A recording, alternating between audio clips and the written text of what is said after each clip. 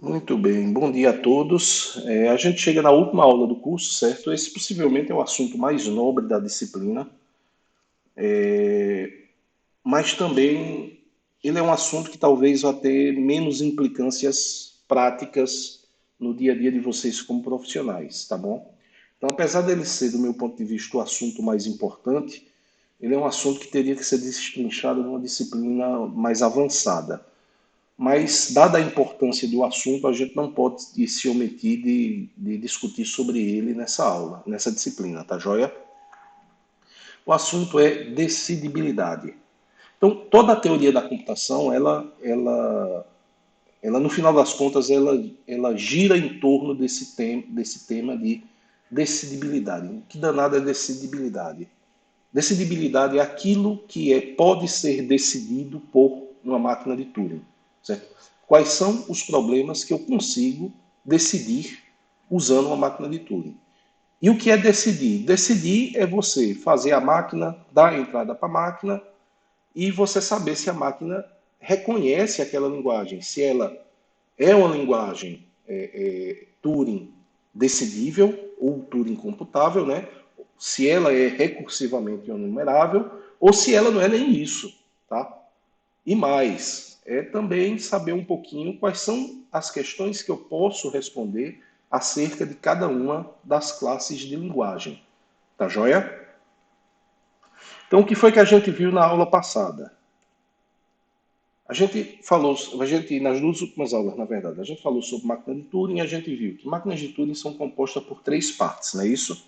Eu tenho uma unidade de controle, que é um autômato, essencialmente, tá? Eu tenho uma fita infinita e no modelo que a gente está usando, a fita é infinita para os dois lados, ou seja, e você tem um cabeçote que está apontando para a fita. E no início da execução da máquina, né, ela está apontando para a primeira posição da entrada. E a entrada está na fita. O que é que a máquina faz?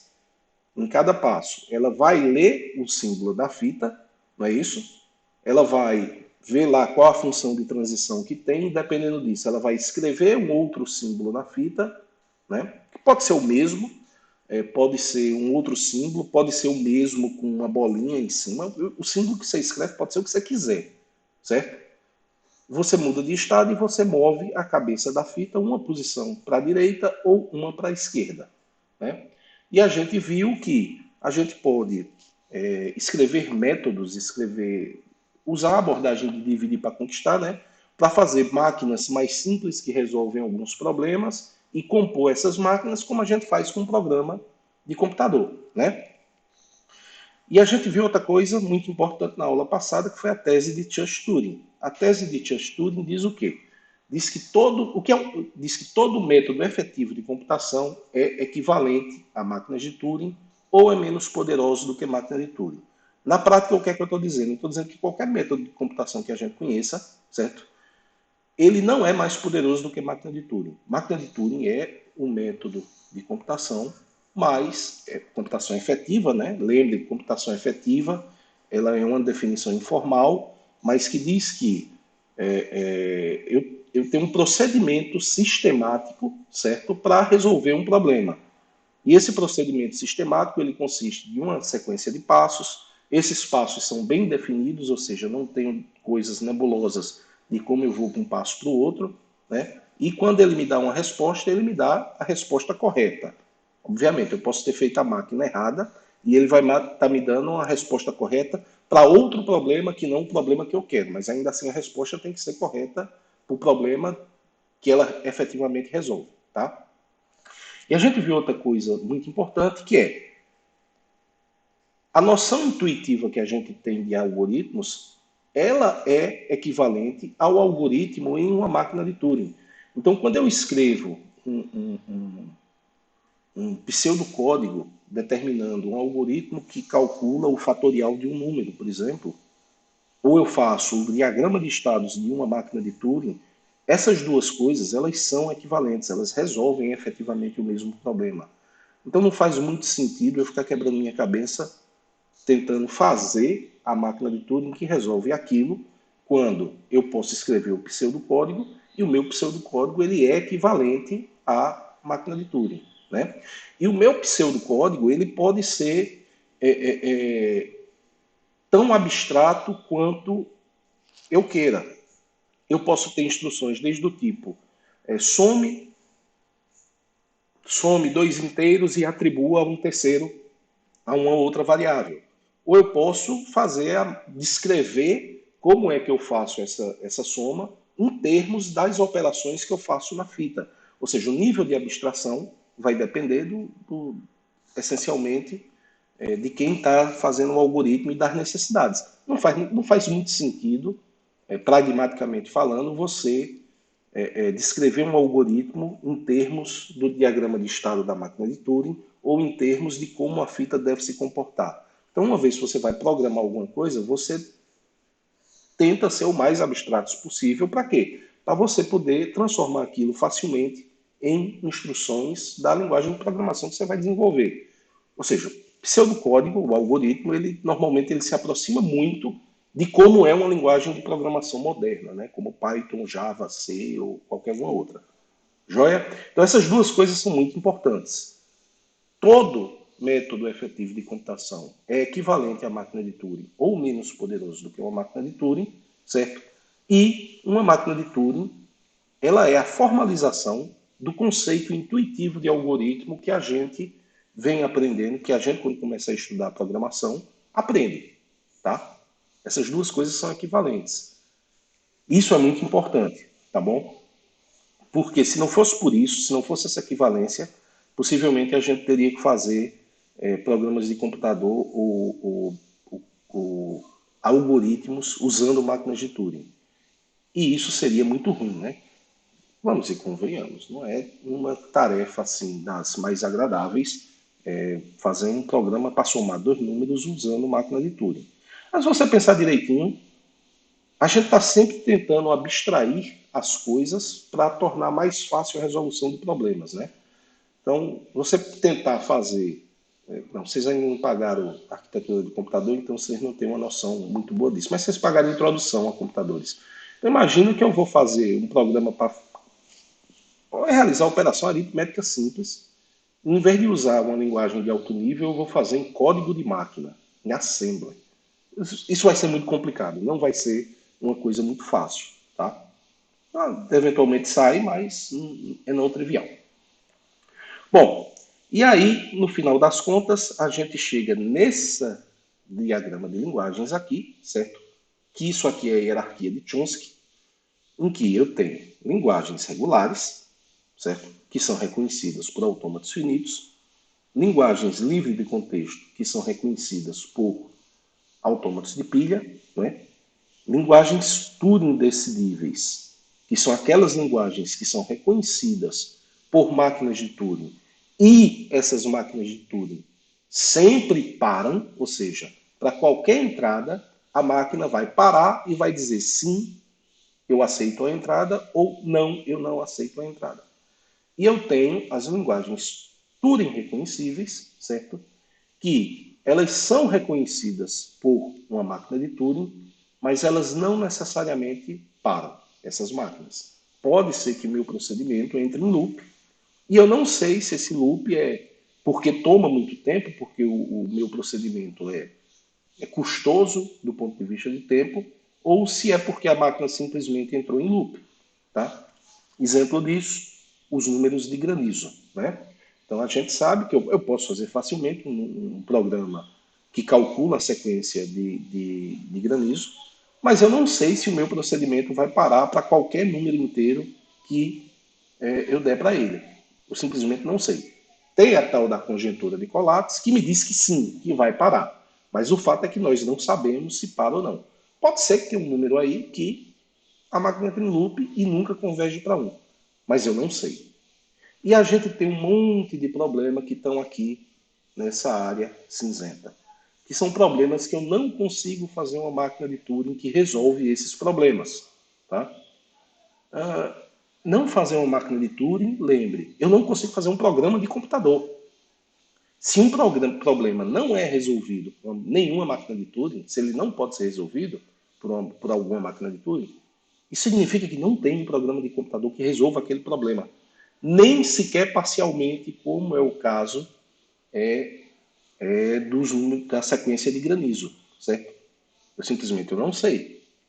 Não é que eu não sei, é que a teoria vigente me diz que não dá para fazer. Então, a não ser que surja um outro cara aí, genial, que entende de lógica, matemática e computação muito, e crie um novo modelo que diga eu consigo resolver esses problemas da área cinzenta com esse outro modelo de computação, certo? Possivelmente esses problemas não vão ser, possivelmente não. Se isso não acontecer, esses problemas não vão ser solucionados através de computadores, nunca, certo? Por quê? Porque máquinas de Turing são o modelo computacional mais poderoso que existe e todo o resto que a gente conhece é ou equivalente a eles ou menos poderoso do que eles, tá? Todo o resto que é efetivo, que faz alguma computação efetivamente, tá? E é isso que nos diz a tese de Just Turing. Então essas coisas são muito importantes, tá? Então hoje a gente vai continuar esse assunto e vai falar mais sobre os limites da computação. Tá? A gente vai falar especificamente sobre o que é decidível, o que não é decidível, a diferença entre decidível e reconhecível, que eu acho que eu já falei. A gente vai falar sobre o problema da parada, certo? E a gente vai falar sobre um programa muito simples, que é o Hello World. Não necessariamente nessa ordem, tá bom? Então, primeiro eu quero mostrar esse programa aqui. O que danado esse programa faz? Me digam aí.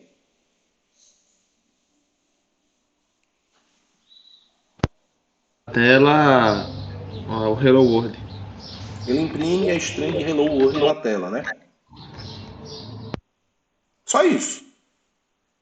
Bom, isso é um pseudo programa em C, falta includes, falta algumas coisas, mas isso é um código C, tem um único comando, que é um printf, que imprime na saída padrão a string Hello World. É isso que esse programa faz. Eu sei que esse programa imprime Hello World. Eu estou vendo, eu estou olhando para ele e estou vendo. Agora, a pergunta para a gente aqui é a seguinte. Como é que eu paro esse aviso? Deixa eu ver se tem como parar esse aviso. Posso desativar? Desative. Pronto. Minha pergunta é possível decidir se existe um programa em C ou qualquer outra linguagem, se um programa em C ele imprime a string Hello World na tela? Então, qual é a minha pergunta?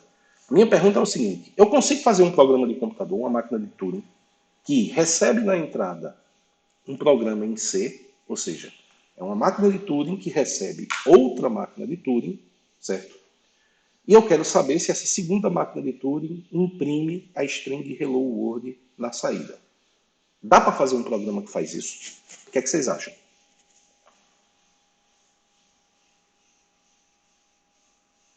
Dá sim, professor. Acredito que dê. Acredita que dá, né? Alguém Sim. discorda?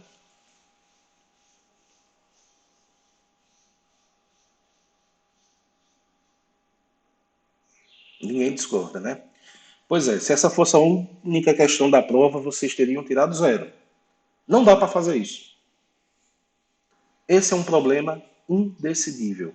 É um problema que Caramba. eu não consigo decidir. E é um problema aparentemente muito simples, né? Pois é. Pois Por é. isso que eu achei que ele decidia. Pois é, mas não dá. E esse é o assunto dessa aula. No final dela, a gente vai voltar a esse problema para entender por que é que não dá. Tá? Mas para poder chegar lá, antes a gente precisa entender um monte de outras coisas, certo? Primeiro, codificação. Então, vocês têm que entender uma coisa. Qualquer objeto, certo? Eu posso codificar como um string e escrever ele na fita. Qualquer objeto que você queira. Pode ser um nome, pode ser um número inteiro, pode ser a especificação de um carro, pode ser o que vocês quiserem. Você pode descrever isso como um string e colocar na fita. Isso faz sentido. Por quê? Porque quando você faz um programa de computador, o que é que você está fazendo? Você está pegando objetos do mundo concreto, né?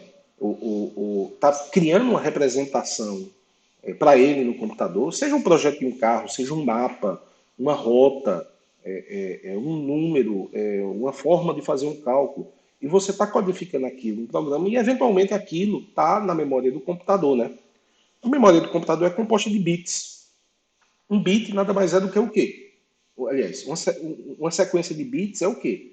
É um string, né? Então, eu posso pegar o objeto que eu quiser, codificar ele da forma apropriada e jogar na memória do computador, que essencialmente é um string. Um string de zeros e uns. Concordam? Concordo sim, professor. Beleza. Então, exemplos. Vindo aqui um pouquinho mais para o mundo da gente, né? Então, a gente usa essa notação aqui, certo? Para denotar a codificação do objeto O na memória. Então, esse abre, esse sinal de menor, maior, tá? Essa é a notação. Então, eu posso usar, por exemplo, R, R entre menor e maior, que eu acho que não é menor e maior, isso tem outro nome que eu não sei. R é uma expressão regular que casa com a string vazia. Então, isso é uma forma de eu codificar alguma coisa. Então, N é um número natural, certo? Em que a sequência de granizo termina, ou seja, converge. Isso aqui pode ser uma codificação. GW. G é uma gramática que gera a palavra W. Então, o que é que eu estou codificando aqui? Eu estou pegando uma gramática, note que isso aqui é um conjunto, tá bom? Então, eu estou pegando uma gramática em uma palavra e estou dizendo G é uma gramática que gera W. Então, dentro desse grande conjunto aqui, eu tenho o quê? Eu tenho todos os pares de gramática palavra. Então, todas as gramáticas estão aqui com todas as palavras que aquela gramática gera.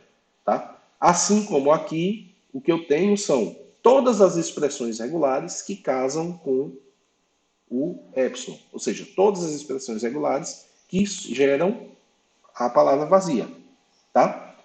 E eu posso usar essa notação para codificar uma própria máquina de Turing. Tá? Então, se eu tiver uma máquina de Turing M, eu posso dizer, isso aqui é a codificação da máquina, e eu posso usar isso como uma entrada para outra máquina. Tá? Ou seja, isso aqui vai ser uma palavra que uma máquina M' vai processar. Tá? Vai receber como entrada. Então dá para fazer isso, tranquilamente. Joia? Tranquilo, né? Tranquilo. Então, beleza, vamos lá. Dentro de tudo que a gente está falando, tem uma máquina muito importante que é o que a gente chama de máquina de Turing universal, certo? Universal, que a gente denota aqui pela letra U. Então, onde vocês verem essa máquina U, lembre-se, a gente está falando da máquina de Turing universal. O que danado é que essa máquina faz? Essa máquina faz o seguinte: sobre a entrada MW, ou seja, o que é que a máquina recebe? Ela recebe uma entrada M e W, certo? Ou seja, eu estou codificando uma máquina de Turing com uma entrada e dando isso para a máquina U executar. E o que é que ela vai fazer? Ela vai executar a máquina M sobre a entrada W. Tá? Se M aceita, aceite. Se M rejeita, rejeite.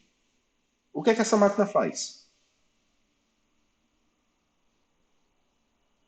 Ela faz exatamente a mesma coisa que M faz, né? Para cada uma das entradas de M.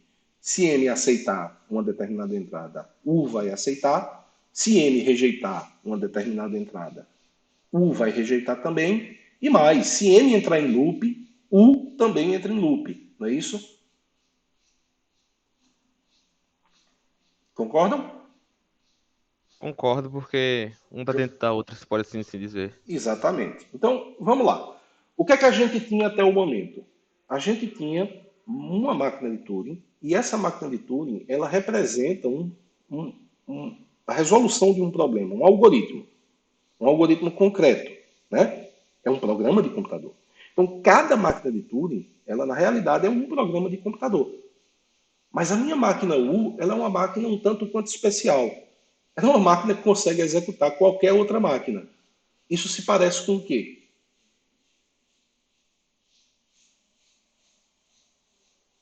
Isso é um computador, seria?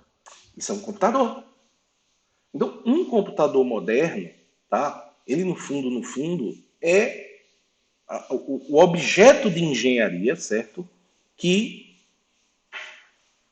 é uma máquina de Turing universal, que captura esse conceito da máquina universal. Ele é uma máquina de Turing que executa outras máquinas de Turing, tá? E dá como resposta exatamente o que aquela outra máquina daria se você fizesse ela. O que faz muito sentido, porque não faz sentido toda vez que quero resolver um problema, eu vou lá e faço um hardware específico para resolver aquele problema, né? Então tem uma série de programas de computador que faz muito mais sentido eu ter uma máquina que é programável, eu programo e executo o meu programa, né? É muito mais interessante. Para alguns outros problemas, faz mais sentido eu projetar um hardware específico para aquele problema que vai ser mais rápido, que ele vai ser otimizado. Como, por exemplo, processamento de vídeo 3D. Né? Vocês gostam de jogar? Eu gosto. Vocês jogam o quê? Console, PC, Eu jogo mais no computador mesmo, PC. mas no computador, né?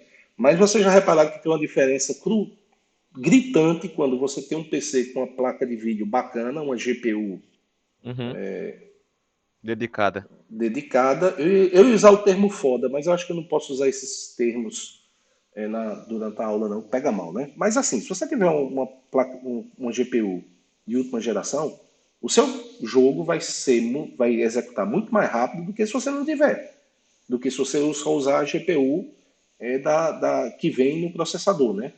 Todo processador hoje tem uma GPUzinha. Então, se É. você não tiver a placa de vídeo, vai ser muito mais lento, principalmente se você tiver processamento 3D. Né? Se você não tiver processamento 3D, nem tanto, mas se tiver, você sente essa diferença. Por quê? Porque aquele hardware da GPU é feito especificamente para processamento 3D. E ele faz muito mais rápido do que um hardware que é genérico como a CPU, que não é feito, quer dizer, ele consegue fazer também o processamento 3D, mas como ele não é feito tendo isso em vista, ele não vai ser tão otimizado quanto o outro. Então tem uma série de problemas que talvez faça sentido você ter um hardware específico para resolver aquele problema, como minerar Bitcoin também. Né? Se você tem um hardware que só minera Bitcoin, ele vai fazer mais rápido do que qualquer outro hardware, porque ele foi otimizado para fazer aquilo. Então, em alguns casos faz sentido, mas na grande maioria dos casos não faz. Faz mais sentido você ter um hardware de uso geral. Mas esse hardware de uso geral nada mais é do que a máquina de Turing universal. Tá? Então a gente vê a máquina de Turing universal como um computador que executa os programas de computador. Certo? E daí a grande importância, não apenas teórica, mas prática dessa máquina U. Né? Então, se você tiver a máquina U, o que é que você precisa fazer? Você só precisa codificar corretamente os seus programas, né? E botar essa máquina para executar os seus programas. Joia? Então, toda vez que vocês verem esse termozinho aqui, U, pensem nelas como uma máquina, um computador que vai executar outros programas, ou seja, uma máquina de Turing que executa outras máquinas de Turing. Beleza? Beleza. Então, importante, qual é a linguagem U? Certo? Então, a linguagem. Alô? Oi. Pronto, beleza. É porque eu acho que cortou aqui, eu me atrapalhei. A linguagem de uma máquina, certo? São todas as palavras que são aceitas por essa máquina, tá? Ela recebe na entrada pares. Máquina, palavra, certo? Então, a linguagem de certo? São todos os pares máquina, palavra, certo? Em que a máquina M aceita a palavra W, tá? Então, quem é que eu vou ter na máquina de Turing? Suponha que eu só tenho duas máquinas de Turing. Só existem duas máquinas de Turing, M0 e M1, certo? M0 e M1. Então, a palavra vazia, certo? Pertence ao L de M0. Vou fazer melhor.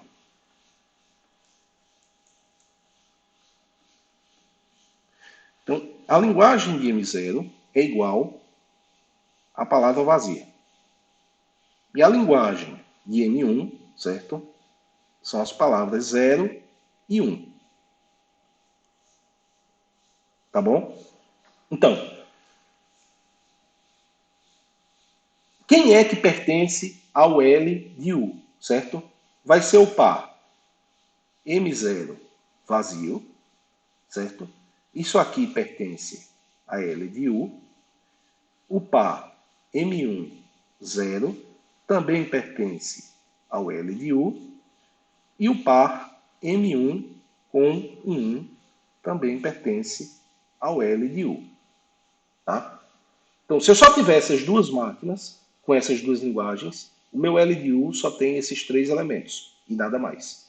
No mundo real, a gente sabe que não é meio assim, porque eu tenho várias outras máquinas que aceitam muitas outras palavras, certo? Mas o L de U vai ser composto de elementos desse tipo. Joia? Então, essa é a linguagem da máquina universal. Tá? E a gente usa A de MT, isso é uma notação padrão, para denotar a linguagem de L de U, a linguagem da máquina universal. Ou seja, A de MT nada mais é do que a linguagem da máquina universal. Certo? E essa linguagem, ela é Turing reconhecível ou recursivamente enumerável. O que significa ser recursivamente enumerável? Significa que existe um enumerador que enumera essa linguagem, não é isso? Então, para uma determinada máquina e uma determinada palavra, né, esse enumerador, ele vai, aliás, para uma determinada máquina e uma determinada palavra, não. Se a palavra pertence à linguagem do enumerador, o enumerador está executando, ele vai imprimir aquela palavra lá na impressora em algum momento, né? Se ela não pertencer, ela nunca vai ser impressa. E o enumerador fica lá rodando, certo? Quando a gente pensa em termos de máquina de Turing, não de enumerador, o que é que eu estou dizendo? Eu estou dizendo que quando eu executar U com um M qualquer e um W qualquer, não é isso? Se esse par aqui pertence a ADMT, U vai parar e vai aceitar. Né? Se ela não pertence, eu não sei, porque pode ser que a máquina entre em loop. Então pode ser que a máquina rejeite, ela diga, eu vou rejeitar porque não pertence, eu sei que não pertence. Por quê? Porque eu rodei M com W e M rejeitou. Mas pode ser que isso aqui entre em loop. Então, o meu enumerador da linguagem universal entra em loop também. Né? Então, a gente sabe que a ADMT está aqui, no mundo das linguagens Turing reconhecíveis. Tá? E eu sei que está porque eu consigo fazer um enumerador para fazer isso. Né? Não é muito difícil. A questão é se ela vai ser decidível também ou não. Isso é uma pergunta. E eu não sei a resposta para isso ainda. Tá? Então vamos lá. Quando eu vou computar com uma máquina de Turing, tem algumas perguntas que eu posso fazer. Eu posso perguntar se essa máquina aceita a palavra vazia, certo? Se ela aceita alguma palavra W qualquer, certo? Se ela aceita as mesmas palavras com máquinas de Turing, tá? Se ela entra em loop para alguma palavra, se ela imprime a string Hello World. São todas perguntas que eu posso fazer acerca de um programa de computador, certo? Quando eu digo aqui, a máquina M aceita a mesma coisa que M', o que eu estou perguntando é se dois programas de computadores são equivalentes, se eles fazem a mesma coisa. Né? Quando eu pergunto se uma máquina entra em loop para alguma palavra, o que eu estou perguntando é, meu programa sempre termina de computar, seja lá qual for a entrada que eu dê, né? Não tem um erro lá que dá um crash e o programa... Porque pode ter um segmentation fault ou uma exceção, E o programa, bom, ele vai ser terminado, mas ele não vai terminar a execução, né? Então são todas perguntas que quando você pensa em termos de engenharia de software, desenvolvimento de software, elas fazem sentido, mas que aqui estão colocadas em termos de máquina de Turing, que é o que faz sentido para a gente na disciplina de teoria da computação. Tá? Então, o que a gente quer, no fundo, é responder perguntas acerca de máquinas de Turing usando máquinas de Turing. Tá? E o que eu estou interessado é em saber como é que eu uso o para responder a essas perguntas. Beleza? Então, a gente estava aqui. A de MT é Turing reconhecível. E a grande pergunta é: a de MT é decidível ou não? E se a de MT for decidível, isso tem implicação na resposta disso aqui. Boas, mas se não for decidível, vai ter implicações ruins. Boas que eu digo é: o mundo vai ser mais comportado. E ruins é: o mundo não é tão regular quanto a gente pensa que é, e tem coisas que a gente simplesmente não tem como fazer. Como, por exemplo, saber se dois programas de computador são equivalentes, tá? Não com um método genérico. Eu posso olhar para dois programas e dizer eles fazem a mesma coisa, mas eu posso fazer isso para um programa específico e não para todos os programas, certo? Lembre, eu estou falando aqui de todos os programas e não de programas específicos. Essas perguntas são respondíveis se eu pegar um programa em concreto e analisar aquele programa, eu vou saber responder essa pergunta. Como eu sei que dizer se um programa imprime ou não imprime Hello World na tela. Mas eu não consigo responder essa pergunta para todos os programas. Fazer um outro programa que receba um programa na entrada, tá? Ops, eu antecipei a resposta às perguntas, eu não deveria ter feito isso. Então esqueçam que eu falei, mas eu já tinha dito Hello World, né? Eu não vou saber se um programa qualquer imprime Hello World na tela ou não. Joia? Então voltando aqui para o Hello World. Vamos fazer essa máquina aqui, certo? Sobre a entrada M, tá? Construa M Hello World. Tá, eu fiz essa codificação aqui. Execute U com essa entrada, M Hello World. Se o aceita M Hello World, aceite M. Se o rejeita, rejeite M. Tá? O que eu estou codificando aqui é simplesmente se M imprimiu Hello World, eu vou aceitar. Se ele não imprimiu, eu vou rejeitar. Certo? O que essa minha máquina faz vai ser exatamente o que U fizer. Concorda? Essa máquina H.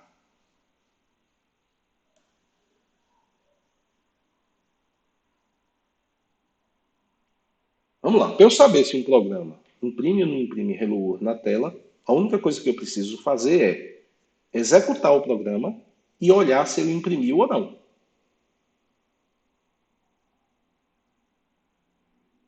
Concordam? Se ele imprimiu, beleza, ele imprime. Se ele não imprimiu, ele não imprime. Qual é o problema? O problema é que esse programa M, ele pode entrar em loop. E quando esse programa entra em loop, U entra em loop e H, consequentemente, entra em loop. Certo? Certo. Esse é o problema. Tá? Bom, tem outros aí no meio, mas essencialmente esse é o problema principal. Mas H aceita se U aceita. Tá? Isso aqui está errado. Isso aqui era Hello World.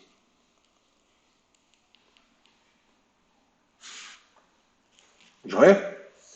Se U aceitar, H aceita.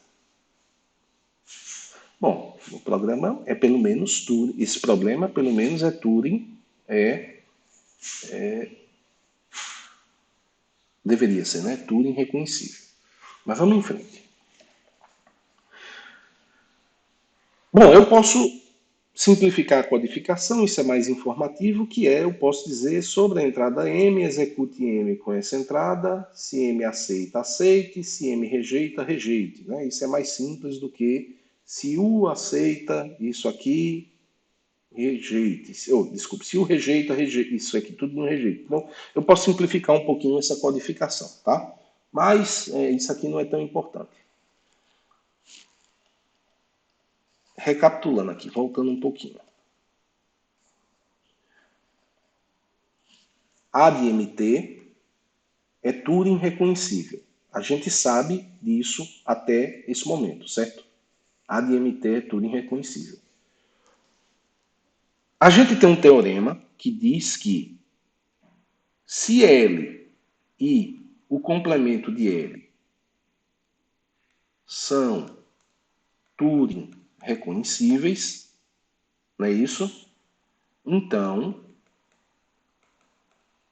L e, consequentemente, o seu complemento também é Turing decidível.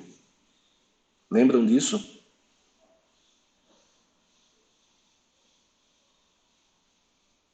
Da aula passada. Então, para que A de MT seja Turing decidível, o complemento dele tem que ser decidível também, certo? Botando de outra forma.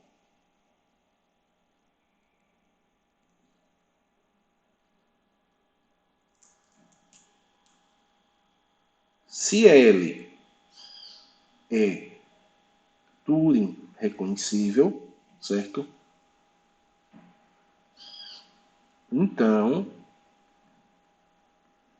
L é Turing decidível se e somente se o complemento de L é Turing reconhecível também, certo? Uma linguagem só é decidível se e somente se ela e seu complemento forem Turing reconhecíveis. E, consequentemente, as duas são decidíveis. Certo? Esse teorema é importante.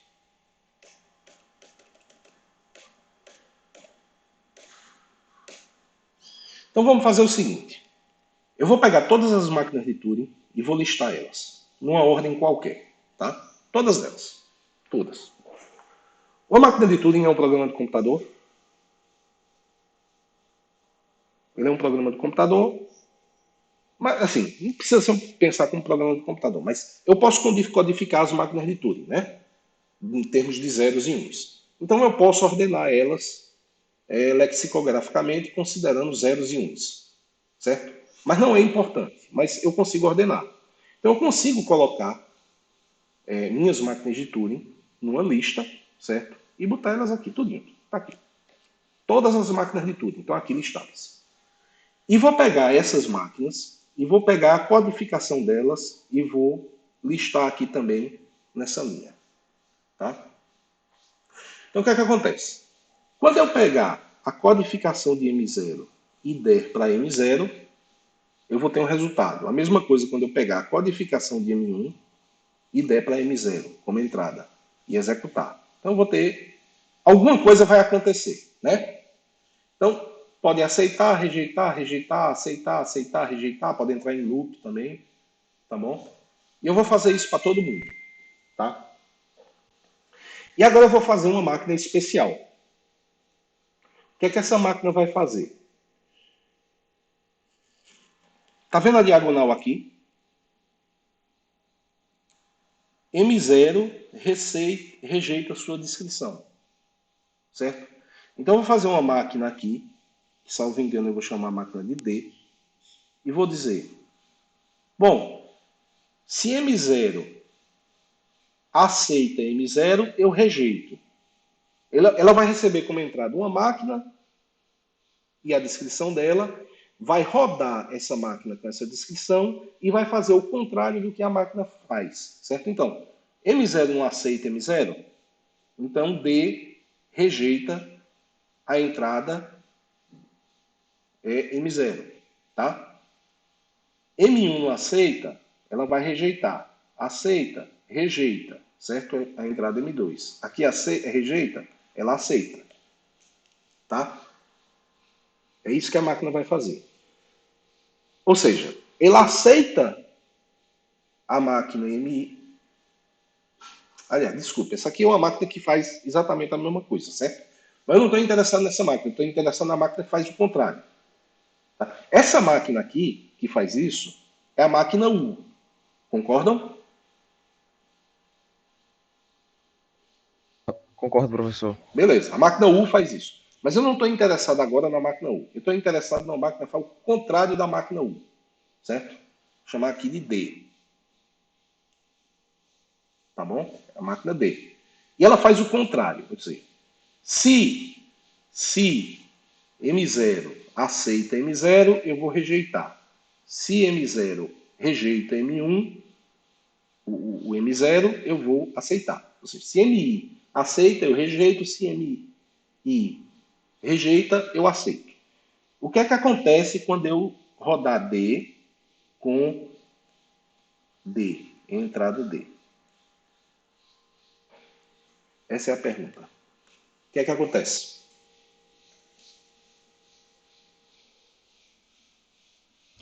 Acho que entre lupa, professor.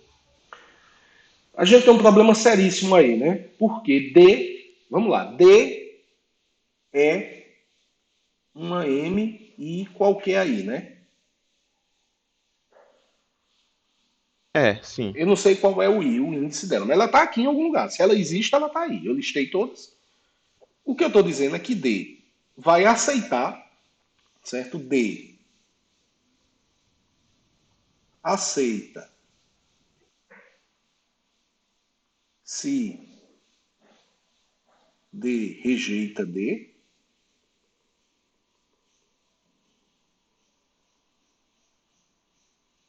e que D rejeita se D aceita D. Ou seja, ela vai aceitar quando ela se rejeita, mas ela vai rejeitar quando ela se aceita. Ela faz o inverso. Mas ela está fazendo isso para ela mesma. Então, ela aceita ou rejeita, afinal de contas? Ela não é, nem aceita e nem rejeita. Ela fica só nessa. Qual o nome disso? Seria o paradoxo? Eu tenho um paradoxo, certo? Quando eu pego a descrição de D,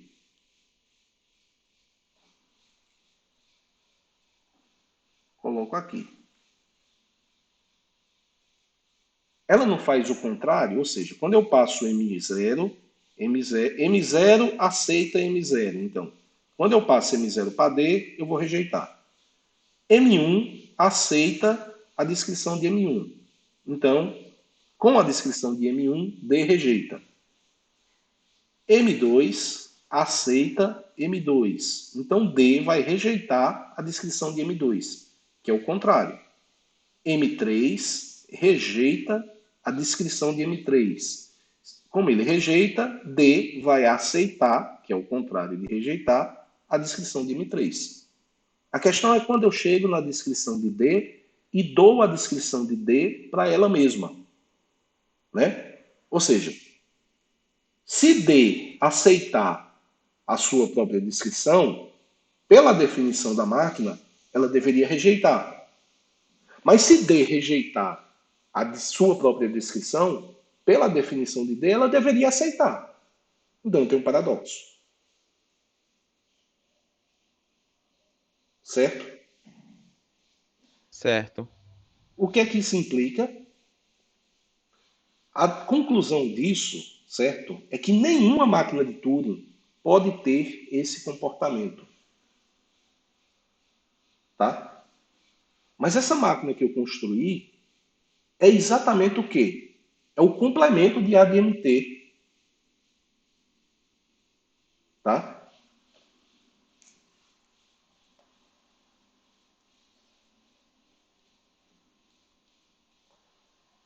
Bora.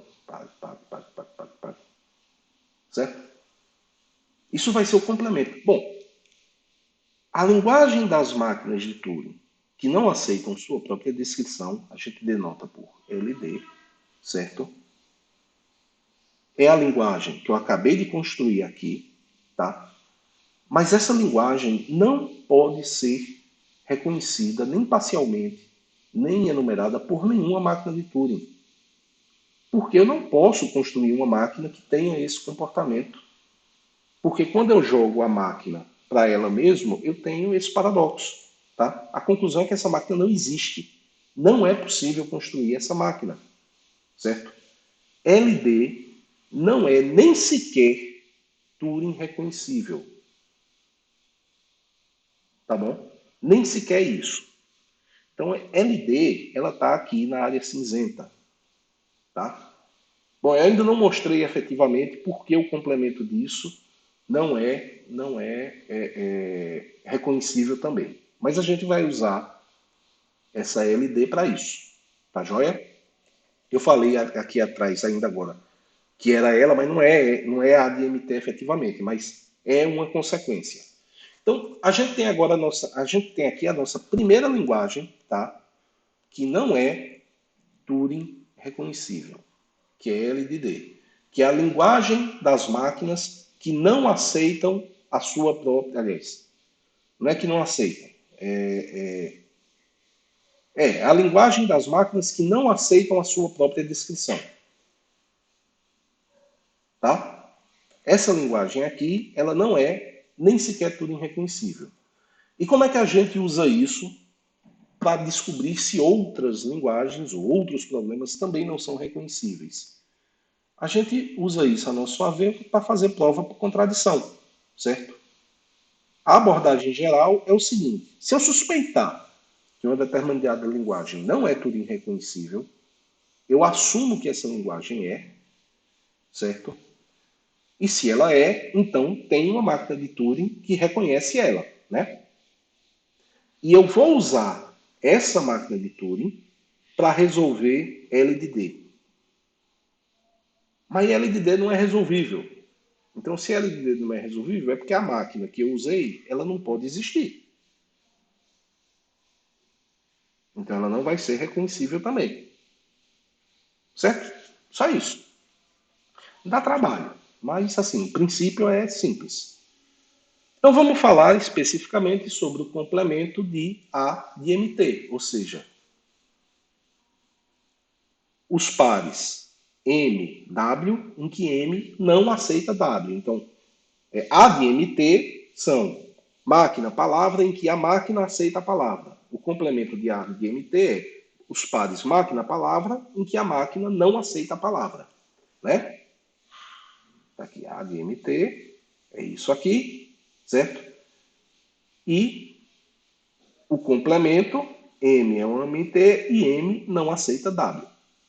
Ou seja, estou interessado nessas outras coisas. Então, para que A de MT seja decidível, eu preciso que o seu complemento seja Turing reconhecível também. Joia? A pergunta é: isso acontece? Sim ou não? Bom, tudo que eu estou falando aqui, eu estou dando a entender que não, né? Então, é para esse caminho que a gente vai. Se a gente olhar LD e A, o complemento de A de MT, certo? Elas são parecidas, certo? São duas linguagens parecidas. São idênticas, mas são parecidas. Então, LD, né, é a linguagem das máquinas que não aceitam sua própria descrição. E o complemento de A de MT é a linguagem das máquinas que não aceitam uma determinada entrada. Ou seja, isso aqui é uma máquina que não aceita uma entrada. Essas máquinas são um pouquinho parecidas, né? Então eu vou tentar usar o fato de que LD não é Turing reconhecível para provar que ADMT também não é, né? Como? Eu vou assumir que ADMT é Turing reconhecível e vou construir entre aspas, né, que eu não preciso construir, um reconhecedor hipotético para o complemento de ADMT. Ou seja, eu vou assumir que ADMT é reconhecível, vou criar uma caixinha e dizer, essa caixinha faz isso. Né?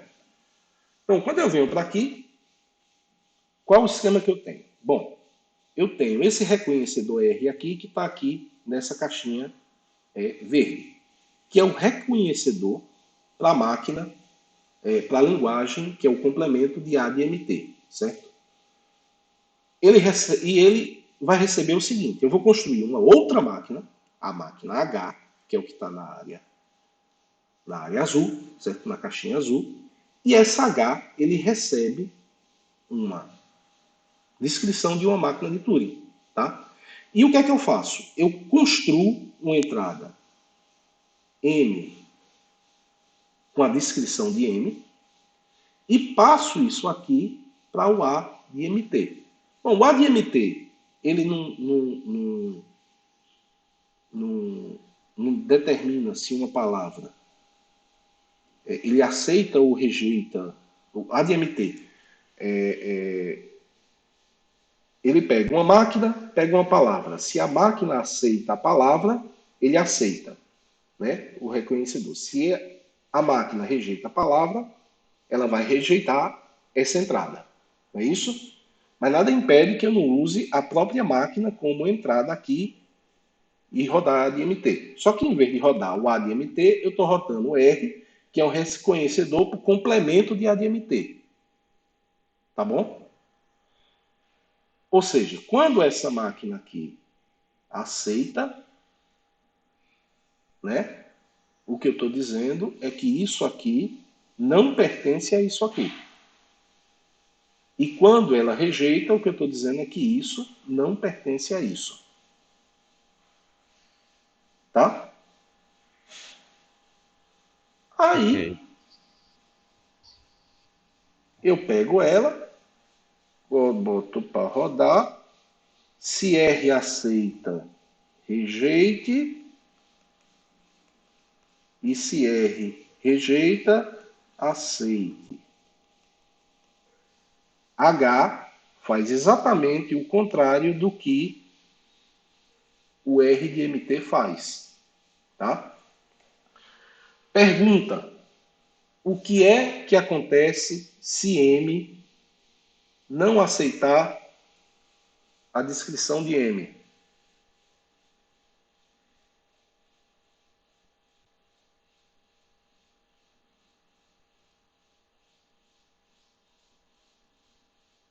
Aceita.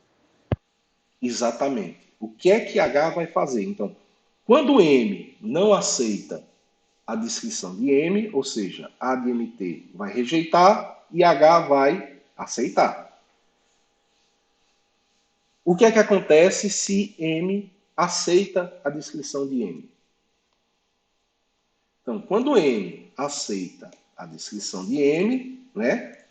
Então, o A de MT vai aceitar, não é isso? E, consequentemente, o H vai rejeitar. Correto? Mas ela pode rejeitar ou entrar em loop, porque as máquinas podem entrar em loop. H nada mais é do que uma máquina de Turing que reconhece LDD. Concordam? Concordo.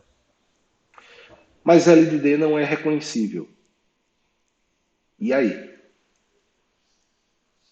Qual a conclusão? Então H também não é reconhecível? H não existe. Porque a linguagem de H. Hum, Bom, desculpe. H é uma máquina que eu sei que não existe. certo. Certo? Porque LDD Não é não é reconhecível. reconhecível. Certo. Vamos lá. LDD não é reconhecível. É um fato que a gente já tem. Mas eu fiz uma máquina H aqui que reconhece LDD. Eu sei que se LDD não é reconhecível, H não pode existir. Qual é a conclusão? Como foi que eu consegui construir H? Caramba, bugou minha cabeça Qual, agora. qual é a pecinha que está aqui nessa figura que me permite construir H? Seria R? R. O problema todinho está nesse R. O fato de eu assumir que esse R existe me permitiu construir H. H reconhece uma linguagem que não é reconhecível. Opa, isso aqui não é reconhecível, mas eu fiz o H. Mas eu sei que esse H não pode existir. Mas eu só fiz o H porque eu assumi que isso aqui existe. Bom, se isso aqui não existe e eu fiz isso porque eu assumi que isso aqui existe, é porque esse R, ele não existe. Esse reconhecedor R não pode ser construído.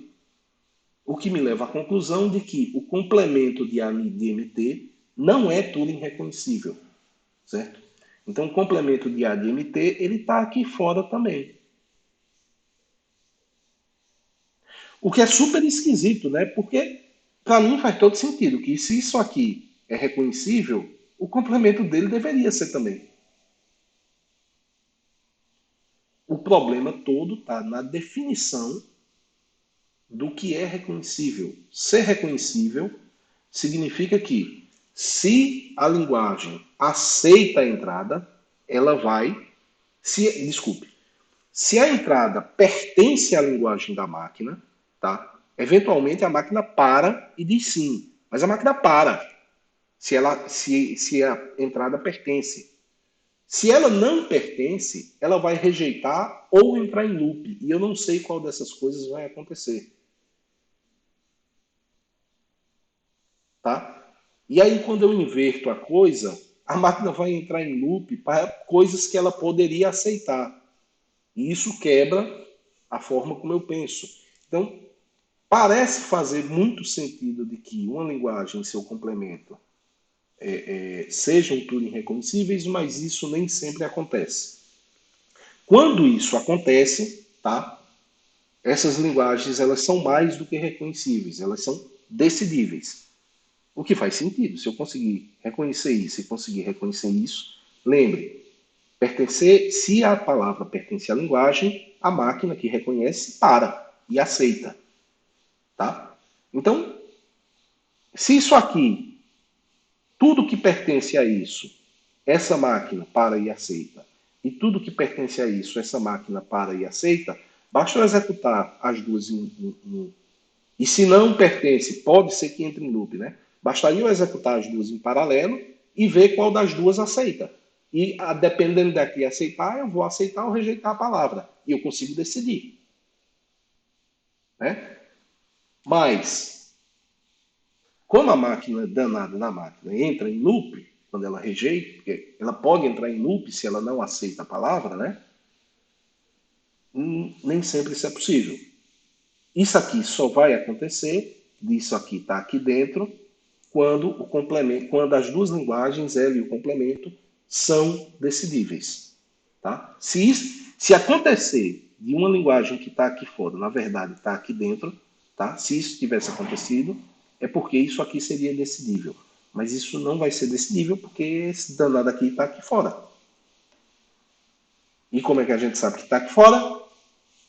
Tá? Simplesmente porque a gente assumiu que isso aqui seria reconhecível e com esse reconhecedor eu construí esse outro aqui, tá? Mas esse outro reconhecedor eu já vi que não existe usando isso aqui, tá? Que isso aqui nada mais é do que a diagonal de Canton. Joia? Beleza. Tá beleza até agora? Tá, o danado é como é que eu chego naquele tal daquele Hello World, né? O que é que o Hello World tem a ver com isso? Essa é a grande pergunta. Mas a gente vai chegar lá, tenha calma. Mais uns 20 ou 30 minutos a gente chega. Eu prometo que eu vou deixar de falar besteira e ser rápido, para a gente não ir até as 10 horas. O que é que isso significa? Existem problemas que nós apenas podemos verificar uma resposta positiva, certo? Mas a gente não pode decidir se a resposta genérica é sim ou não. Então, o número de granizo, certo? Eu só consigo responder a pergunta dos números de granizo se, de fato, o número que está lá converge para 1. Se ele não converger, eu não vou conseguir responder a isso, certo? Isso tem uma outra implicância que é, uma outra implicação, desculpe. É fundamentalmente mais difícil resolver um problema do que ver se uma solução está correta. Tá? Quantas vezes você foi resolver uma equação lá, integral lá, maluca, e dá mais trabalho resolver a integral do que você pegar as opções. Se o cara fez uma prova com a opção A, B, C e D, para você encontrar o X, é mais fácil pegar o X e substituir na fórmula e responder a fórmula, não necessariamente a integral, né? E ver qual é o que zera, o que é raiz, do que resolver a questão em si. É isso? Se você tiver a equação do segundo grau, né? Aí desencontre as raízes para essa equação. Aí o cara lhe dá a opção A, B, C e D. O que é mais fácil? Resolver a equação ou pegar o x e botar na equação e ver onde é que dá zero? Vai depender um pouco da equação, mas dependendo da equação é muito mais difícil resolver a equação do que substituir o x na equação e ver quem é que vai zerar, né? Então, às vezes, é mais fácil eu verificar se uma solução está certa do que tentar encontrar a solução correta para o problema.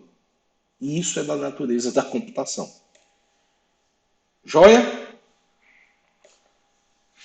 Então, os resultados teóricos importantes de tudo que a gente discutiu até agora. Já falei isso na aula anterior, mas vamos colocar de forma mais enfática aqui. Se L é uma linguagem Turing decidível, o complemento de L também é Turing decidível. Aliás, desculpe. Se L é Turing decidível, o complemento de L também é do Turing decidível, tá? Porque eu só preciso fazer a máquina de Turing que faz o contrário do que a máquina que decide L faz. E como a máquina L sempre para, ela não entra em loop, ser decidível significa não entrar em loop. Lembre-se disso, né? Certo? Então, como o decisor de L sempre para, se eu fizer uma outra máquina que faz o contrário do que o decisor de L faz, essa outra máquina sempre vai parar também, certo? Então, se uma linguagem qualquer for decidível, o complemento dela necessariamente é decidível, certo? E uma linguagem é decidível se e somente se ela e seu complemento são reconhecíveis. Então, se eu souber que uma linguagem qualquer é reconhecível e o complemento dela também é reconhecível, significa que as duas são reconhecíveis. Ou são desculpe. As duas vão ser decidíveis, certo? Porque L é decidível, né? Bom, se L é decidível, L é reconhecível. Então, o complemento de L também é decidível pelo que eu tenho aqui nesse primeiro teorema. E, portanto, ela também é reconhecível. Joia?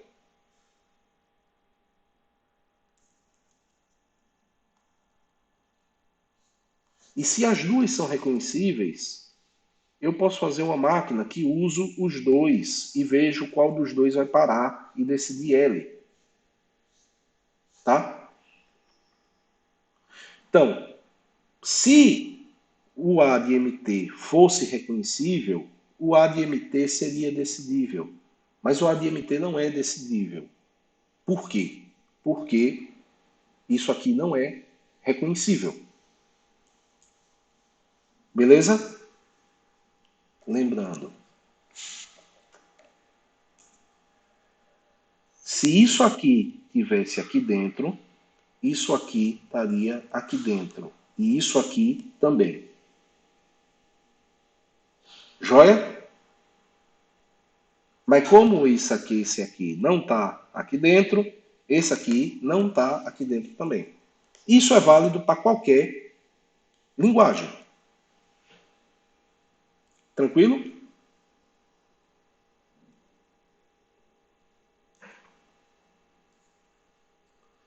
Isso nos leva ao seguinte. Há uns 120 anos atrás, aproximadamente, tinha um grupo de matemáticos que queria. Foram colocados uma série de problemas que. Teve uma conferência no início do século XX, que foi capitaneada, foi promovida por Hilbert e outros matemáticos ligados a ele, em que foram colocados uma série de problemas, certo? Que, na opinião dele, seriam os problemas da matemática para o século XX, que seriam importantes, seriam os grandes problemas que, se fossem resolvidos, trariam uma grande revolução na matemática. Um desses problemas é conhecido como o 10º problema de Hilbert, certo? Que é um problema, eu não me lembro exatamente do enunciado do problema, mas ele pergunta se existe um procedimento sistemático que encontra ou sempre encontra as raízes inteiras de um determinado polinômio. É mais ou menos assim, eu não tenho certeza se eu estou sendo preciso no enunciado. Essencialmente, Hilbert perguntava se tinha um algoritmo que calculasse as raízes inteiras daquele polinômio e que sempre parasse, certo? Esse negócio ficou mais ou menos conhecido como o problema posteriormente, como o problema da parada, ou seja, existe um procedimento que sempre para, né? E passou-se cerca de 37 anos até que essa questão fosse respondida, de se um algoritmo sempre para ou não. Eu posso estar falando muita bobagem aqui agora. Mas o problema da parada para a gente aqui consiste no seguinte: dado uma máquina de Turing qualquer e uma palavra W, M para com essa entrada. Note, eu não estou perguntando se M aceita ou se M rejeita, ou se ela entra. Eu não estou perguntando se ela aceita ou se rejeita. Eu estou perguntando se a máquina para ou se entra em loop para aquela entrada. Né? Essa é a pergunta que eu quero responder. Então, eu defino-se essa linguagem aqui, halt. Em halt, esses são os pares máquina-palavra, em que a máquina de Turing M para com a entrada W. Note que na linguagem da minha máquina universal são M aceita W, né? Aqui não. Aqui eu só quero saber se para. Pode aceitar ou rejeitar. Então, pertence à linguagem se ela aceitar ou rejeitar e parar, né? Se ela entrar em loop, não pertence. Então, eu consigo fazer uma máquina de Turing que decide ou que reconhece halt, essa linguagem? Bom, se eu fizer essa máquina aqui, certo? Sobre a entrada MW, rode M com a entrada W, se M aceita, aceite, se M rejeita, rejeite. Né? Eu posso fazer uma máquina que, aliás, se M rejeita, eu acho que para vocês teria que aceitar também, né?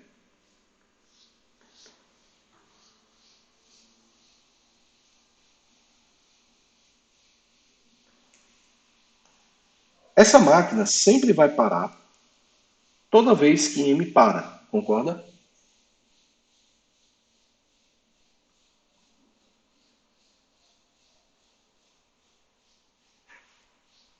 Concorda?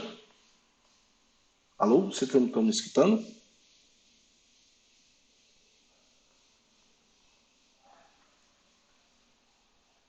Estão escutando? Sim. Beleza. Então, a minha máquina H, ela de fato é um reconhecedor para o problema do Raut. Concordam? Só que ela pode entrar em loop, né? Porque ela só vai aceitar se M aceita ou rejeita,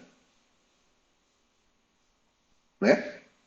O fato é que se M parar, H para e vai dizer M parou para a entrada W. Então é reconhecível. O problema é que se M entra em loop aqui nesse passo, H também entra em loop e eu nunca vou ter uma resposta para essa entrada W em concreto. Certo? Então, Halt é um problema que é Turing reconhecível. Né? Agora, Halt é decidível?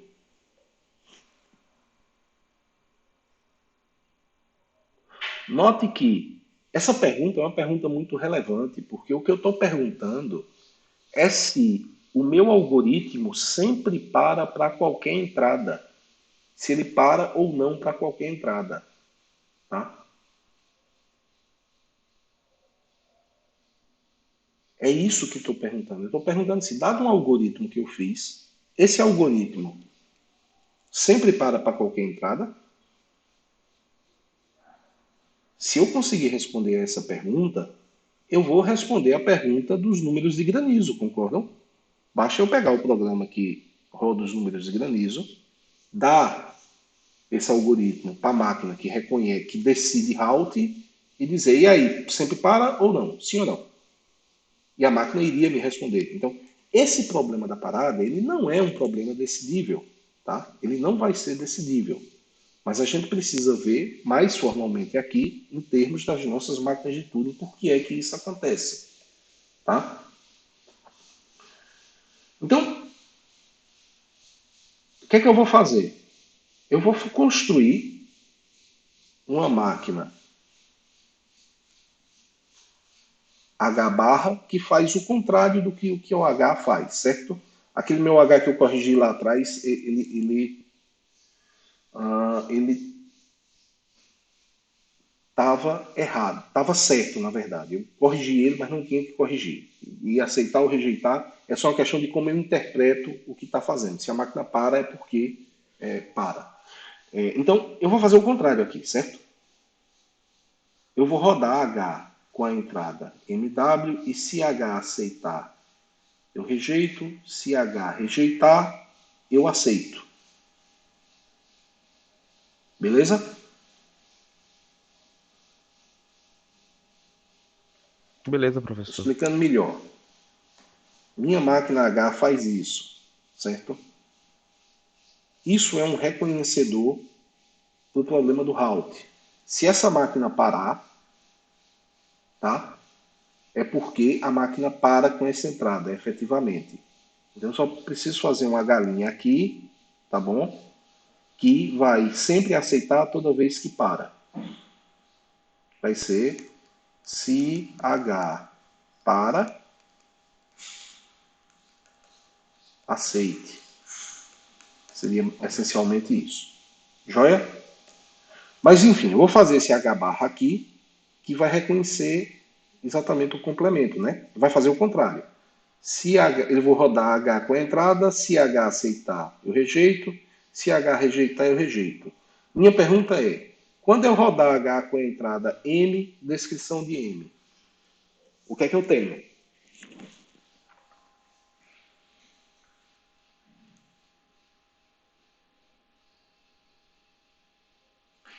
Eu vou ter o decisor, a máquina de Turing, que decide a linguagem LD. Eu vou ter um reconhecedor para isso, né? Decisor não, reconhecedor.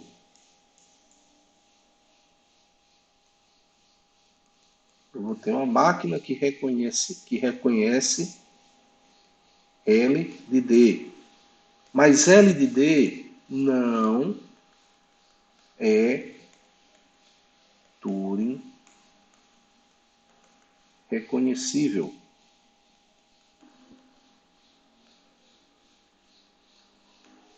Isso significa que H barra não existe, certo? Então, a máquina que reconhece o complemento de Raut, ela é uma máquina que não existe, porque embora Raut é Turing reconhecível, o complemento de Raut não é. Porque se elas fossem Turing,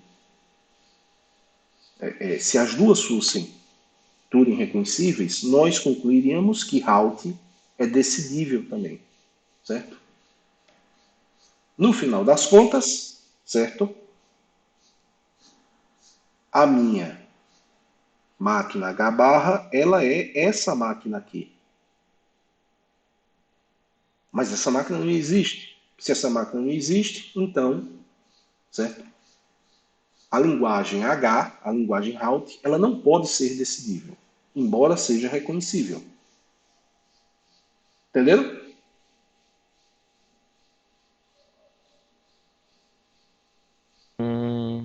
Poderia explicar de novo?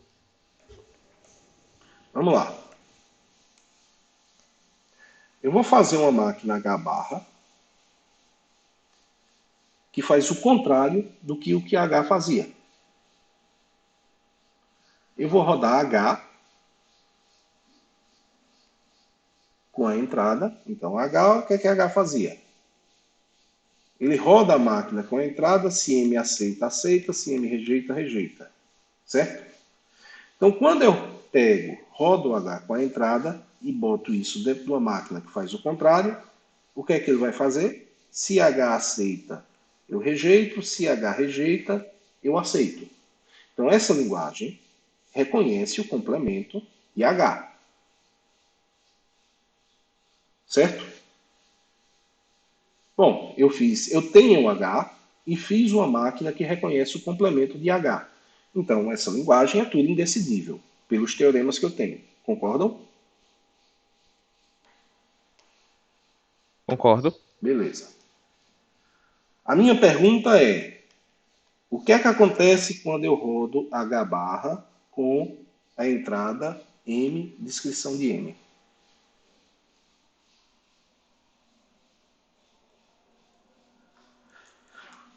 Se M, descrição de M, aceita, ele rejeita. Se M, descrição de M, se M rejeita a descrição de M, H rejeita também e o H' aceita. Que máquina é essa? É essa máquina aqui, concordam? Sim. Mas essa máquina existe? Não. Não, né? Porque, conclusão, é que a máquina que reconhece H também não existe.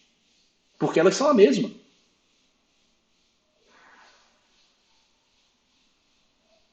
Essa máquina que eu tinha chamado de D é a máquina H barra. D não existe, H barra não existe. Certo? Porque a linguagem de H barra é a linguagem de D. Então, D não é reconhecível.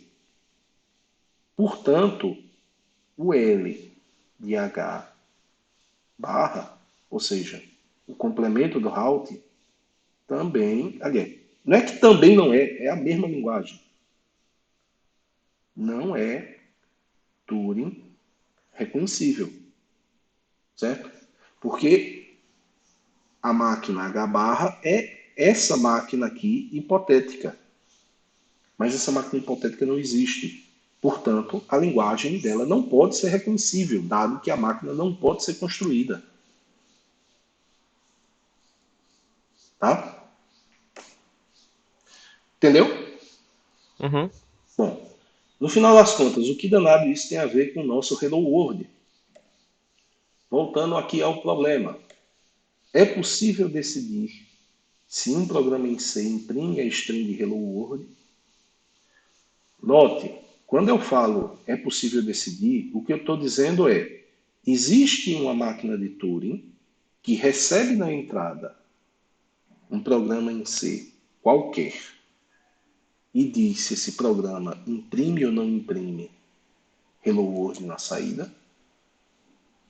Eu não estou falando de pegar esse programa e fazer uma máquina de Turing que analisa esse programa. Eu estou falando de fazer uma máquina de Turing que analisa qualquer programa. Embora os problemas pareçam serem o mesmo, eles não são, são bastante diferentes. Para esse eu consigo fazer. Para qualquer um, é a resposta que eu tinha dito que não. E a questão é, por quê?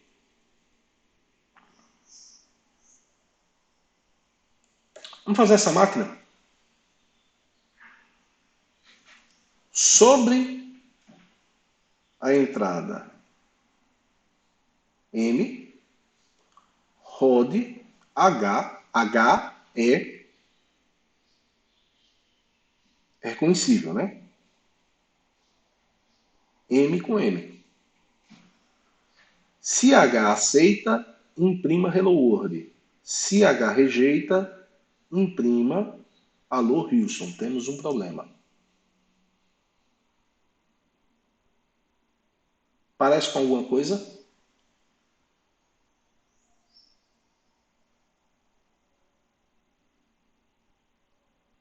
Hum,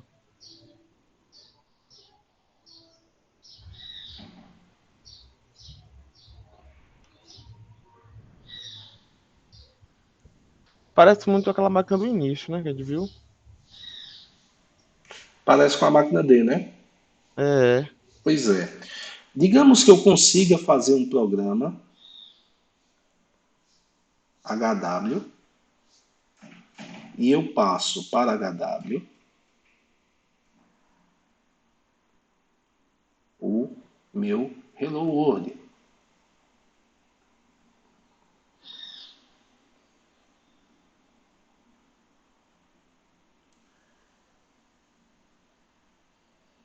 Se aceita,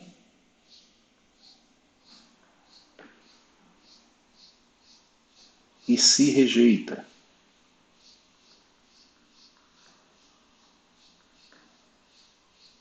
Se eu disser que esse programa imprime Hello World, certo? Eu estou dizendo que H aceita. Se eu disser que esse programa rejeita Hello World, eu estou dizendo que isso aqui, que H rejeita essa entrada. Qual é o problema que eu estou resolvendo?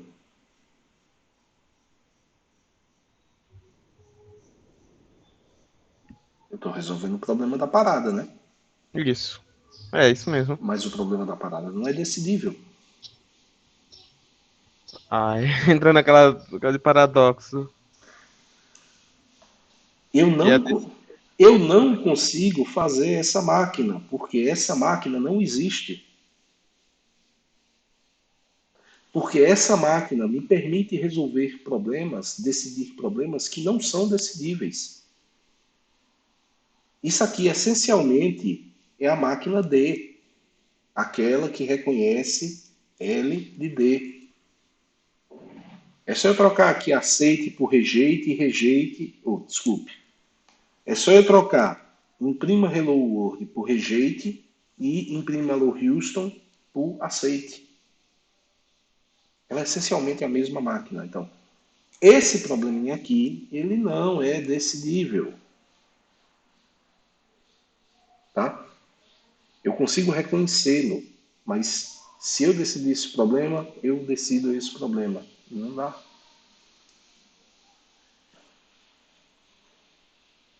Joia? Eu beleza. consigo até botar o programa para rodar e eventualmente ver o que foi que ele imprimiu, né?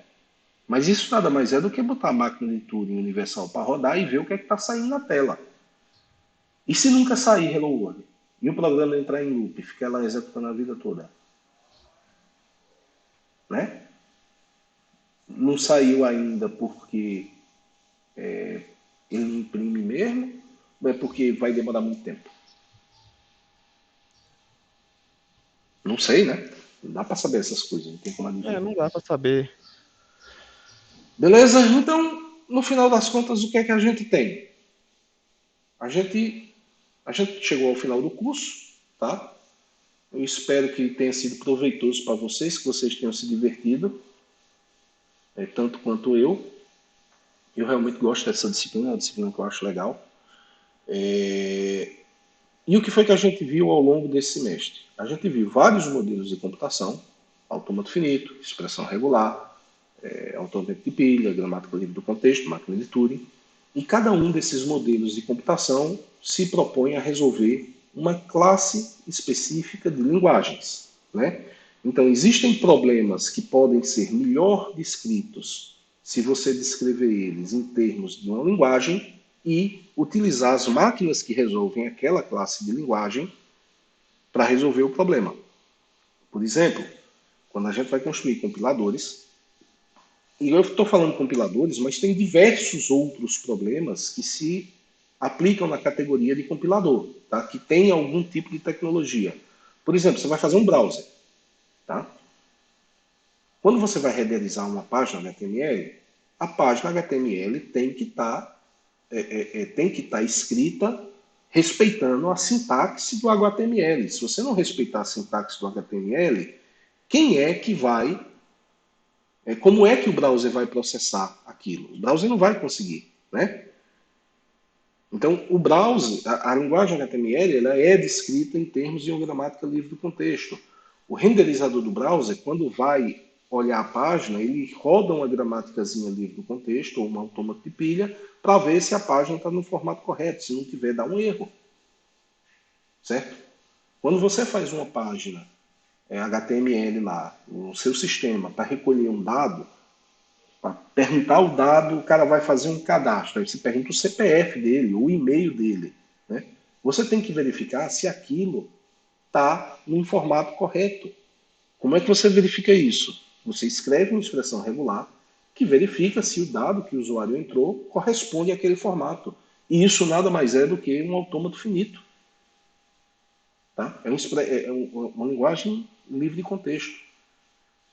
E quando você vai fazer programas de computadores, você especifica o seu programa em termos de pseudocódigo. E isso funciona por quê? Porque máquina de Turing é o modelo mais poderoso e todo o resto é equivalente a ele ou menos poderoso. Senão isso não funcionaria. Tá? Então a gente teve uma primeira parte da disciplina que discutiu profundamente os modelos e como eles funcionam. E nessas 2 últimas semanas a gente falou sobre até onde a gente consegue ir com programas de computadores. E especificamente hoje a gente viu que tem problema que não dá para ser resolvido por um computador, por um programa de computador. Tem problema que eu não consigo construir um programa para resolver aquele problema. Embora, em alguns casos, não todos, eu consigo resolver parcialmente o problema, que é, embora eu não consiga sempre dizer que uma solução está correta ou não, às vezes dá para fazer. Vai depender muito da entrada, da linguagem, enfim. Então essas são as mensagens principais que eu espero que todo mundo tenha absorvido, certo? E por trás disso, obviamente, tem muita teoria que sustenta essas coisas que foram colocadas aqui. Joia? Sim. Dúvidas? Tranquilo, professor. Só rever um Tranquilo? pouquinho, porque é um pouco. Tem esses paradoxos, tem esses detalhes aí, dá umas confusões às vezes, mas é só Ninguém revisar que dá pra. disse, ninguém disse que era fácil, tá? Não é É, fácil. Ó. Esse assunto, esse último em particular, não é fácil. Como eu disse no início da aula, eu acho que isso precisaria, para ser aprofundado, precisaria de uma disciplina avançada de teoria da computação, que a gente não tem. Mas vocês precisam ter o gostinho de como é. Então, Por isso que eu dou tão pouco peso a isso nesse curso. Eu prefiro dar peso aos modelos computacionais, que eu acho que é o que vocês vão usar mais na vida prática. Embora daqui a 10 anos vocês olhem assim e digam, aquilo não servia para nada, e vocês estão usando todo dia, sem nem perceber, às vezes. Tá joia? Então, a aula termina por aqui. Só uns avisos que eu dei no início e quero repetir. Tem mais gente na aula. Hoje, 10 horas, está sendo liberada a última avaliação, certo? Essa avaliação só vai estar disponível até sexta-feira, meio-dia. Ao contrário das outras avaliações, ela não vai ficar disponível até meia-noite. Por quê? Porque eu preciso corrigir, lançar nota e mais um bocado de coisa. E quanto antes eu faça isso, melhor para todo mundo, tá? Então vocês perderam aí 12 horas, mas vão ter as notas antes do dia da final, o que me parece mais importante do que essas 12 horas, dado que vocês ainda têm 26 horas para fazer a última avaliação, certo? 26 não, 50. São que dá mais de 48 horas. Dá 2 dias mais 2 horas. Joia? Essa é uma coisa. A outra coisa, o cálculo de notas no AVA já está considerando eliminar a menor, certo? Então, se vocês forem lá e olharem, essa é a nota que vocês têm se não fizerem a última avaliação, certo? Se fizer a última avaliação, vai ter uma modificação. Se a última avaliação a nota for maior do que a que vocês têm. O que eu não deveria. Eu deveria ter feito diferente, eu deveria ter dito. Se você chegou até a última avaliação com média maior do que 9, a última avaliação é obrigatória, né? Porque eu acho que vai ter um monte de gente que não vai fazer. Mas, enfim, eu não fiz isso, não vou fazer agora, mas era o justo. Mas, enfim, façam. Mesmo que você tire uma nota menor ou que você realmente não precise, faça, porque é uma forma de pensar diferente e você testa também o que teve. Eu não corrigi os exercícios, né? Lembrei disso agora, é por isso que a aula estava terminando tão cedo. Bom, então a aula não acabou ainda. Eu vou corrigir os exercícios rapidamente aqui, tá? É...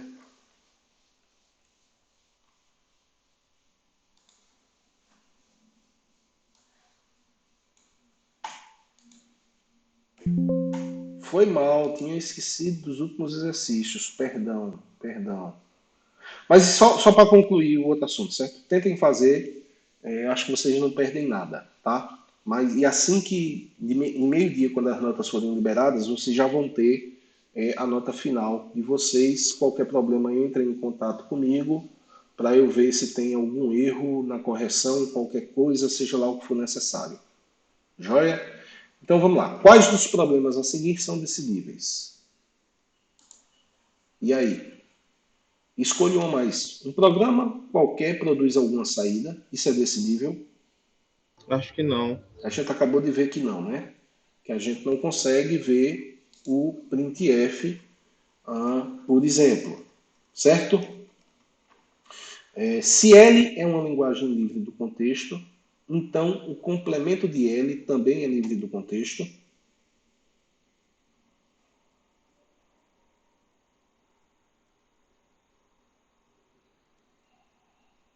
Deixa eu ver. Acho que não, não necessariamente. Vamos lá. Se vocês olharem, leram um livro, então tem material no livro, tem coisas no livro que eu não falei aqui, certo?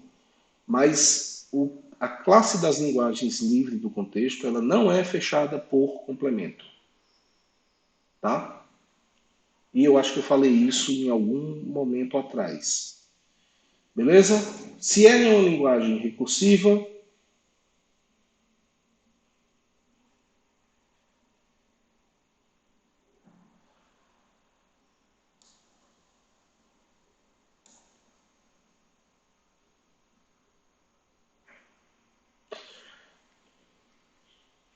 elas não são fechadas por complemento, mas não quer dizer que isso não é decidível. Eu acho que essa pergunta não tem nada a ver, tá? Ficou meio estranho. Eu acho que essa pergunta não tem nada a ver. Eu acho que eu estava com sono quando eu elaborei ela, tá? Porque a pergunta deveria ser se eu consigo decidir se o complemento dela é Decidiu? livre do contexto ou não, certo? E salvo engano, esse é um problema que não é decidível, mas está mal escrito, estupidamente mal escrito isso aqui, tá? A outra é, se ela é uma linguagem recursiva, o complemento dela é recursiva, sim, a gente sabe que sim, certo? E eu consigo decidir esse problema, é só fazer usando a máquina de Turing usando as outras duas, tá? E se ela é uma linguagem regular, então o complemento de L também é regular. Sim, o complemento de L é regular. Aliás,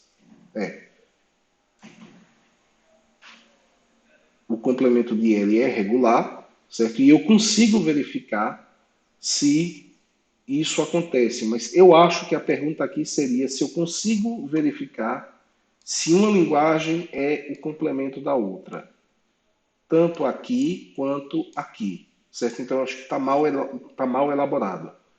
Eu não estou perguntando se isso aqui é regular ou não. Eu quero saber se é decidível. E isso não faz sentido a pergunta como está colocada. Então, o que eu queria saber é se eu tenho L1 e L2 são duas linguagens. Eu quero saber se uma é o complemento da outra. No caso de L ser livre de contexto, no caso de L ser recursiva e no caso de L ser regular.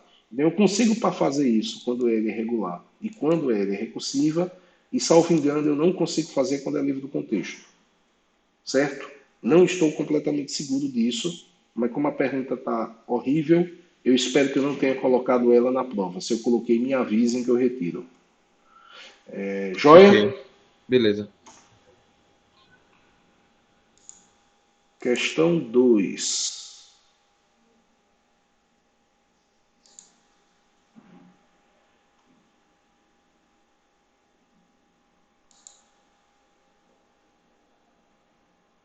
Quais dos seguintes problemas é indecidível? Decidir se a linguagem gerada por uma gramática livre do contexto é vazia. Isso é decidível ou indecidível? Eu acho que daí, acho que a indecidível é que elas. Deixa eu ver. Finita. Reconheça a mesma linguagem. Eu me lembro que a gente viu isso que não era decidível. Vamos lá. O que eu quero saber é se a única palavra que uma linguagem livre do contexto, se uma gramática livre do contexto, só gera a linguagem vazia, a palavra vazia, Eu acho que pode certo? gerar. Acho que posso decidir isso. Esse problema ele é decidível. Então, assim, eu coloquei essas questões em parte para que vocês fossem forçados a pesquisar no Google também, tá? E entender que o que dá para fazer com linguagens e o que não dá, porque a gente não tinha tempo suficiente para discutir isso aqui na disciplina. Isso iria para uma coisa mais avançada. Mas esse problema aqui, ele é decidível, certo? Eu consigo ver se uma gramática só gera a palavra vazia. Joia? Para ela só gerar a palavra vazia, ela só pode ter regras do tipo variável gera uma variável e variável gera a palavra vazia. Porque o símbolo vazio. Porque se alguma variável gerar um símbolo que não seja um símbolo vazio, né, o que é que vai acontecer? Eu vou estar gerando alguma coisa que não é a palavra vazia. Tá? Decidir se uma dada palavra é gerada por uma gramática livre do contexto. E aí, o que é que vocês acham? Essa aí dá para saber de cara. É decidível isso. Por que é decidível? Qual é o fato no mundo real que lhe diz que é decidível? O que é que você observa?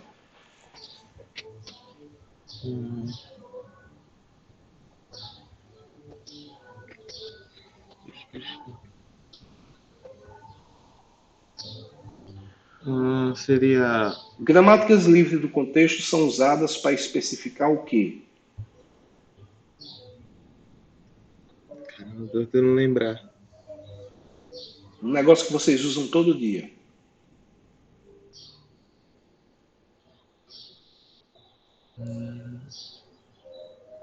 Você senta na frente do computador, abre o Eclipse, Para começa a programar? escrever. Fazer programação?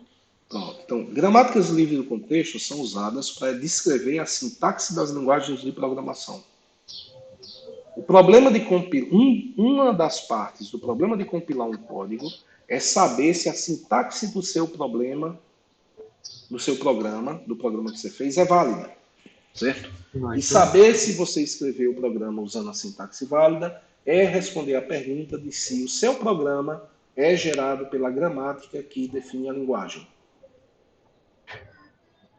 Dado que você usa o compilador, me parece bastante razoável admitir que sim, esse problema é decidível. É Certo? decidível. Letra D. Se duas gramáticas livres do contexto reconhecem a mesma linguagem, se esse problema é decidível ou não. Decidir se duas gramáticas do contexto reconhecem a mesma linguagem. E aí?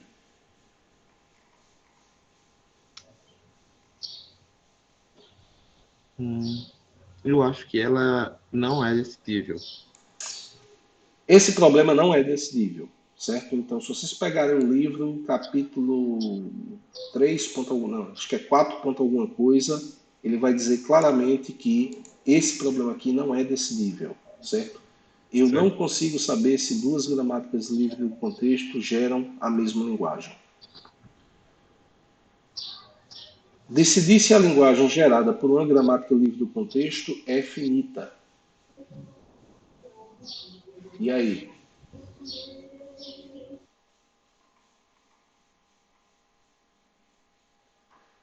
Esse problema também é decidível, certo? Eu consigo, dado uma gramática livre do contexto, responder se ela gera uma linguagem finita ou não.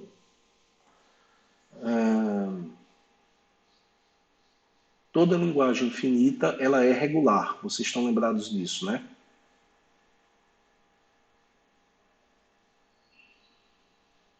Sim, sim. Então, tudo sobre linguagens regulares é decidível, tá bom? Tudo.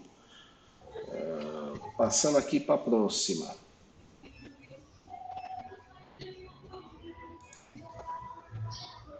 Problemas que são decidíveis. Escolha um ou mais. Se L é uma linguagem decidível, então o complemento dela também é decidível? Sim ou não? Tem alguém E com música, tem alguém com música aberta aí. Eu ia pedir é para desligar. que meus vizinhos, Ah, professor. tá, Eu não então posso fazer muita coisa. tá bom, tá perdoado. Ninguém controla os vizinhos, não. Eu não controlo nem E os é, irmãos. e é muito Nem os perto um irmãos do da outro. gente gritando lá na sala, a gente controla, vale os vizinhos. Homem, 6 horas da manhã, eu boto no som, 6 horas da manhã. Acontece, Ana, acontece, relaxa. Se L é uma linguagem decidível, então o complemento de L também é decidível. Eu consigo decidir isso.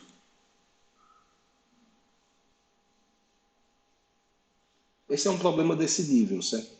Porque se eu souber que L é uma linguagem decidível, eu vou saber que o complemento dela também é decidível, tá? Se L é uma linguagem regular, então o complemento de L é regular.